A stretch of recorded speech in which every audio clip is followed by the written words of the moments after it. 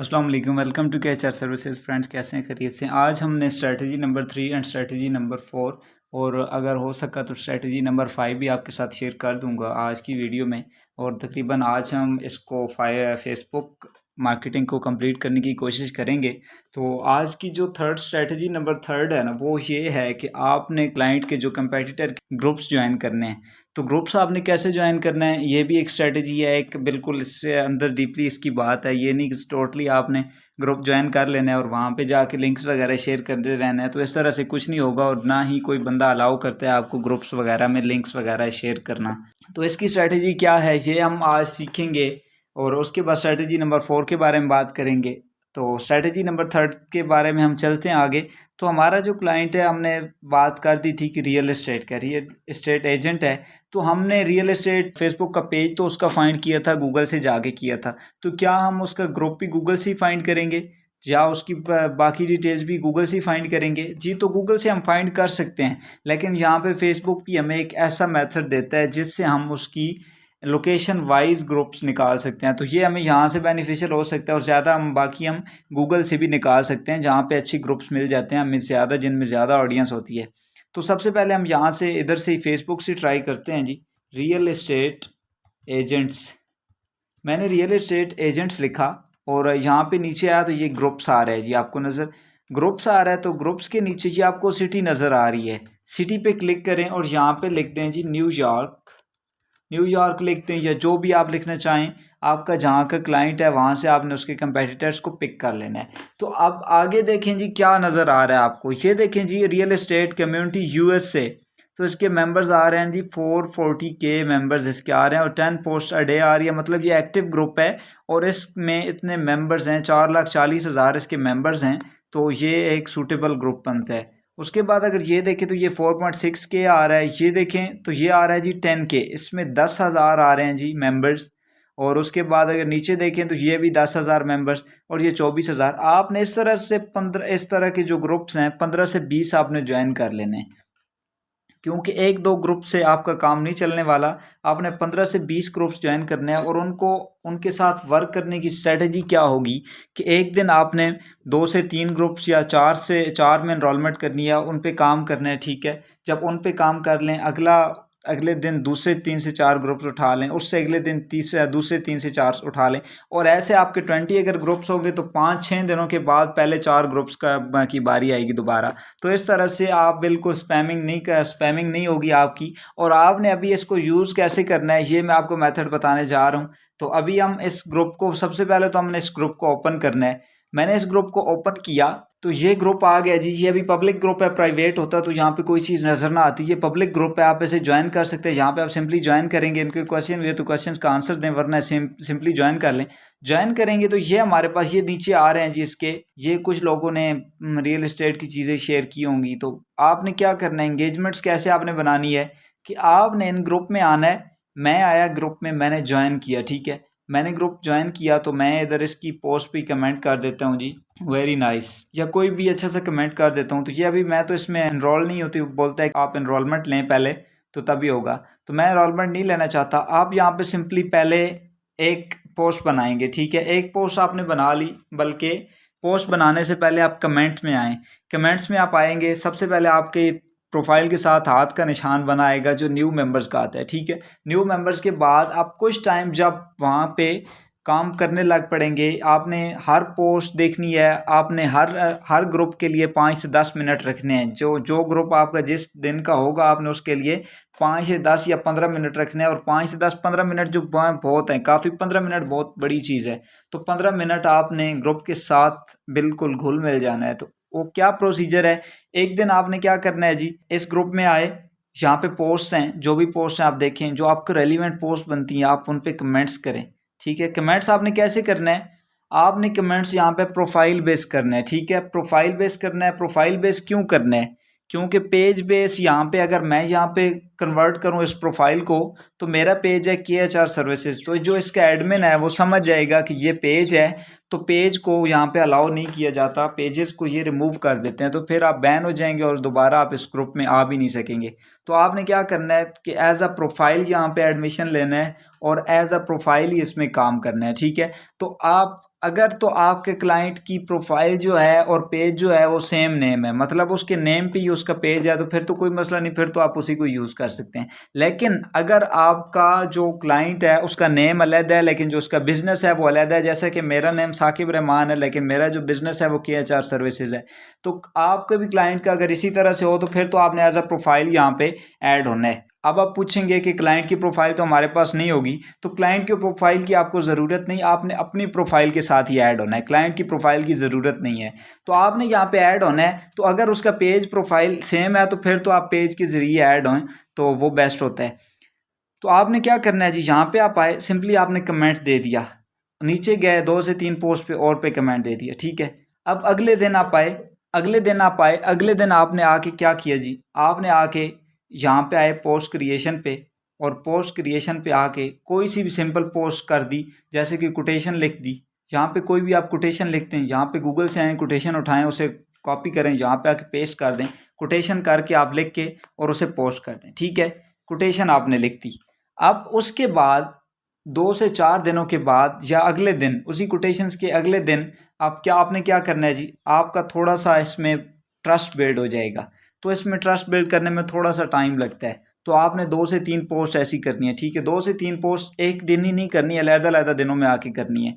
तो 2 से 3 पोस्ट जब आप कर चुकेंगे तो थोड़ा सा ट्रस्ट बिल्ड हो जाएगा। जो एडमिन है वो देख लेगा कि बंदा ठीक है, ये बंदा ठीक पोस्ट कर रहा है, क्योंकि जब हम पोस्ट करते हैं तो वो डायरेक्टली चली जाती है एडमिन के अप्रूवल के लिए, तो एडमिन उन पोस्ट को अप्रूव नहीं करता जिनमें स्पैमिंग हो या जो प्रमोशनल हो। तो हमने इस बात के लिए, इस चीज़ को एहतियात करने के लिए मैं ये सारी स्ट्रेटजीज आपके साथ शेयर कर रहा हूँ। तो आगे आपने क्या करना है जी, नेक्स्ट डे आपने क्या करना है, यहाँ पे आप आए, फेसबुक पे आए, यहाँ पे आप कोई सा मोटिवेशनल स्पीकर है, एक टोनी रॉबिन्स है और निक है और इसी तरह से बहुत सारे हैं, आप कोई सा भी उठा लें, किसी का भी एक वीडियो या कोई फोटोज उसी के पेज से ना रीशेयर कर दें। रीशेयर करेंगे जब आप इधर ग्रुप में, तो ये ग्रुप वाला देखेगा कि यार वाकई इनको टोनी रॉबिन्स को या निक को कौन नहीं जानता, तो वो बोलेगा कि ठीक है इसकी पोस्ट अप्रूव कर दें।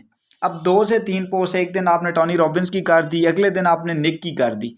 निक की जब आप करेंगे तो टोनी रॉबिन्स और निक को तो वो जानते हैं, ग्रुप वाले एडमिन्स जो है वो अप्रूव कर देंगे। जब आप देखेंगे कि आपकी ये वाली पोस्ट अप्रूव हो गई हैं, तो फिर आप यही समझे कि बिल्कुल निशाना करीब है और तीर लगने वाला है। तो आपने अगले दिन क्या करना है, अगले दिन जब आपने अपना गोल शुरू करना है तो उसका क्या करना है कि एक एडमिन के ज़हन में एक ट्रस्ट बिल्ड हो जाएगा कि वाकई यार ये बंदा बिल्कुल गलत चीज़ नहीं शेयर करता, बल्कि ये अथेंटिक चीज़ शेयर करता है और जो भी चीज़ इसकी होती है वो वैल्यूएबल होती है। तो आपने क्या करना है, जब आपकी प्रोफाइल से वो हाथ वाला निशान हट जाएगा तो साथ कोई ना कोई और निशान आ जाता है, स्टोरी टेलर आ जाता है, या कोई भी, अगर ग्रुप वालों ने वो एक्टिवेट किया हो तो, अगर ना किया हो तो कोई भी निशान नहीं आता। तो आपने सिंपली जाना है अपनी पेज पे, एक मोटिवेशनल बात लिखनी है अपने पेज पे। अपने पेज पे लिखने के बाद आपने अपने पेज पे उसको पोस्ट कर देना है। जब वो अपने पेज पे आपके पोस्ट हो जाएगी तो आपने क्या करना है, वहाँ से उसी पोस्ट को जिस पे मोटिवेशनल कोटेशन लिखी है, तो आपने उसको इसी ग्रुप में रीशेयर कर देना है। रीशेयर करेंगे तो आप देखेंगे कि वो एक्सेप्ट हुई है या नहीं हुई। यकीनन वो भी एक्सेप्ट हो जाएगी, एडमिन देखेगा कि यार ये बंदा ठीक है, ट्रस्टेबल बंदा है और इसने कोई गलत चीज़ नहीं शेयर की। तो आपने इसी तरह 1-2 पोस्ट और शेयर करनी है और उसके बाद आपने डायरेक्टली जो चीज़ के लिए आप आए थे ना ग्रुप में, आपने बिल्कुल वही चीज़ शेयर कर देनी है अपने पेज से। तो जब आप पेज से एक टारगेटेड पोस्ट शेयर करेंगे ना, तो ये होगा कि आपके पेज पे ऑडियंस जाने लग पड़ेगी। आप रियल एस्टेट के हवाले से इन्फॉर्मेशन अपने पेज पे लिखें, ठीक है। इन्फॉर्मेशन लिख के आप वो इन्फॉर्मेशन यहाँ पे शेयर कर दें, रीशेयर कर दें अपनी प्रोफाइल से।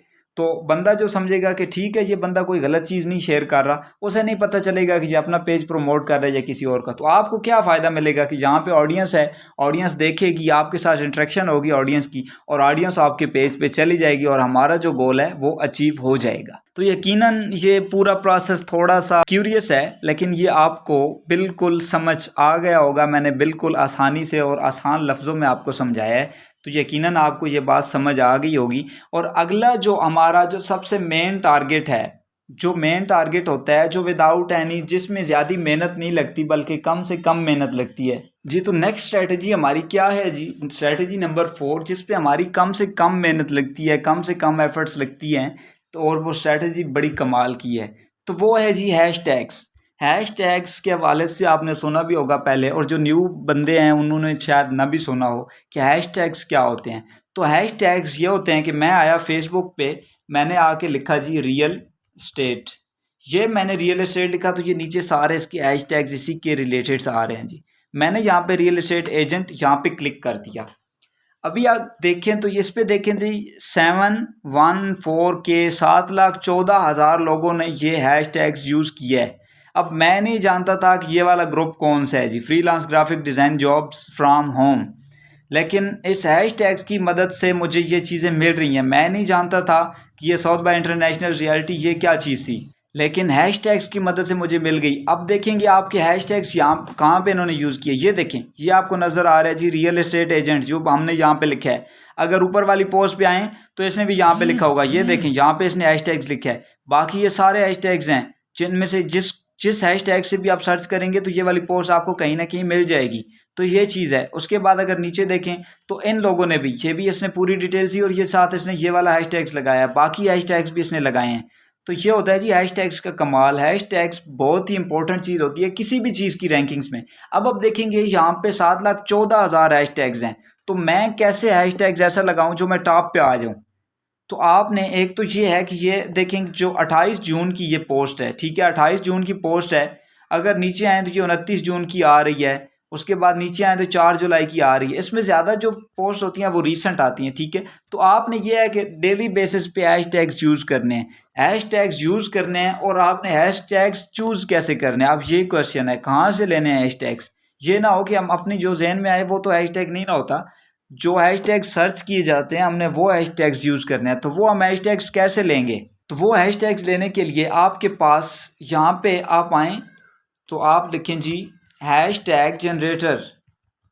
ये हैश टैग जनरेटर आपने लिखा तो ये यहाँ पे बहुत सारी वेबसाइट्स आ रही हैं जी, जो भी आप देखना चाहें वेबसाइट्स आप देख सकते हैं। लेकिन जो रिकमेंडेड है वो ये आ रही है जी all hash tags. All hash tags एक बहुत ही मज़े की साइट है जिस पे आपको बहुत ही ट्रेंडिंग जो हैश टैग्स हैं वो मिलते हैं। तो आपने यहाँ पे लिखना है जी रियल एस्टेट। मैंने रियल एस्टेट लिखा तो यहाँ पे मैं टॉप पे मैंने क्लिक किया और यहाँ पे जनरेट पे क्लिक कर दिया।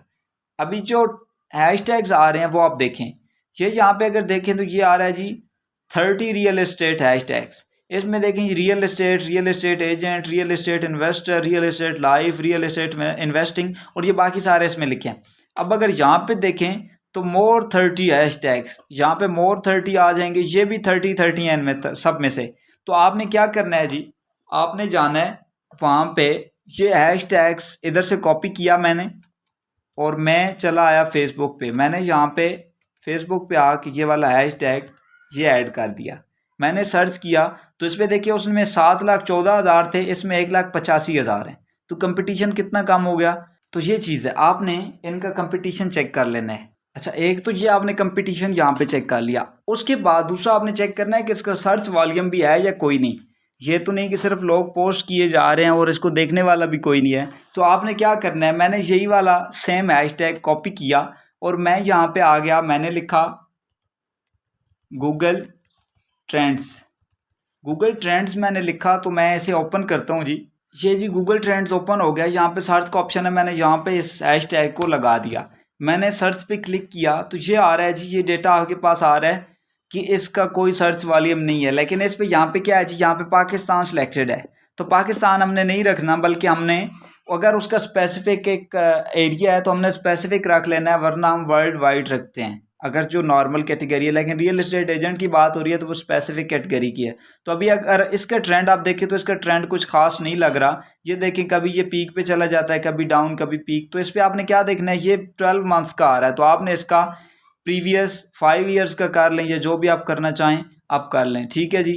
उसके बाद मज़ीद आप अगर यहाँ पे YouTube के लिए काम कर रहे हैं, चलें वो तो एक सेपरेट चीज़ है, लेकिन उसके लिए काम कर रहे हैं तो जो YouTube सर्च पे आप क्लिक करेंगे तो यहाँ पे आ जाएगा जी। बाकी ये चीज़ है। बाकी आपने यहाँ पे जो हैश टैग्स अच्छे होंगे वो आपको यहाँ पे ही नज़र आ जाएगा 25 या 20, मतलब ये हो कि स्टैट्स बिल्कुल डाउन ना हो। देखें ना ये सारा ज़ीरो आ रहा है, तो ज़्यादा इतना ज़ीरो ना हो तो फिर आप उस हैश टैग्स को उनको लेके चले। आप तकरीबन 8 से 10 हैश टैग्स पर पोस्ट आप यूज़ कर सकते हैं जी। ये थी जी स्ट्रेटजी नंबर 4 तो तकरीबन फेसबुक मार्केटिंग हमारी कंप्लीट हो गई है। अगर फिर भी कोई चीज़ बच गई मेरे जहन में और कोई चीज़ आ गई तो वो मैं आपके साथ शेयर करूंगा। और बाकी इंशाल्लाह अभी जो नेक्स्ट हमारे प्रोसेस होंगे वो सारे टूल्स के ज़रिए होंगे। लिंक्डइन है, इंस्टाग्राम है, ट्विटर है, वो सारे हम टूल्स के ज़रिए करेंगे। और उसके बाद फिर हम सोशल मीडिया एड्स पे कन्वर्ट हो जाएंगे। उसके बाद मैं फेसबुक के हवाले से भी टूल्स आपके साथ शेयर करूंगा, लेकिन वो टूल्स आप नहीं यूज़ करें तो बेस्ट है, क्योंकि फेसबुक बहुत स्ट्रिक्ट है।